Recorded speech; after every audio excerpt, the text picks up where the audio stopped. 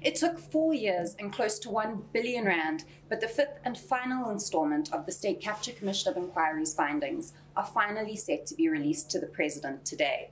The journey here has been a long one. It started back in 2015, when allegations first started surfacing around the Guptas allegedly having offered former Finance Minister Mcebisi Jonas and former MP Vytjie Mentor cabinet positions in return for their political influence. These allegations prompted 3 complaints against then-President Jacob Zuma to then-Public Protector Thuli Madonsela, one from the Dominican Order, a group of Catholic priests, another from Mmusi Maimane, the then leader of the Democratic Alliance, and another from an unnamed member of the public. And these complaints, in turn, prompted Madonsela to institute an investigation. By October of that year, Madonsela had completed her investigation and released her State of Capture report, which, under remedial action, directed the then-President to establish a commission of inquiry to probe the allegations of state capture further. Ordinarily, it's for a president to establish the commission and to appoint a chair to head it up. But in this instance, Madonsela found that the Chief Justice should select a judge to chair the commission instead, because Zuma himself had been implicated. Zuma tried to challenge her remedial action in the Pretoria High Court, but his application was dismissed in late 2017. And in January 2018, left with no other option, he established the commission and, on the recommendation of then Chief Justice Mogoeng, appointed then Deputy Chief Justice Raymond Zondo to chair it.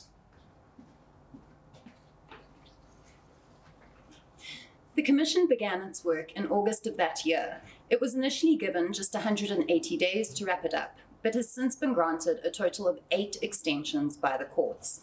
When the public hearings, which saw more than 330 witnesses give evidence, were eventually concluded last August, the plan was to hand over one comprehensive report before what was then the end December deadline.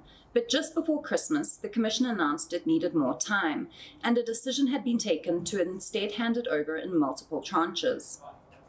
The first tranche, which focused on SAA, the New Age, and SARS, was eventually released in early January.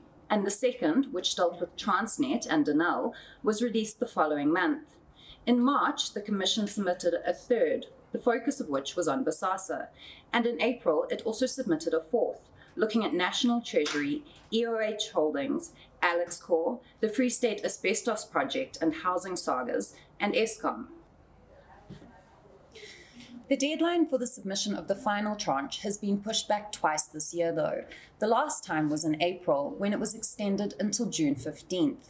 That date came and went last week, though, with the reports still not being submitted.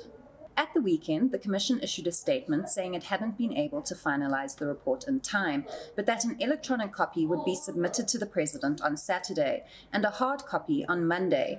Again, this did not come to be. In its latest statement, the Commission says the report will now be handed over today.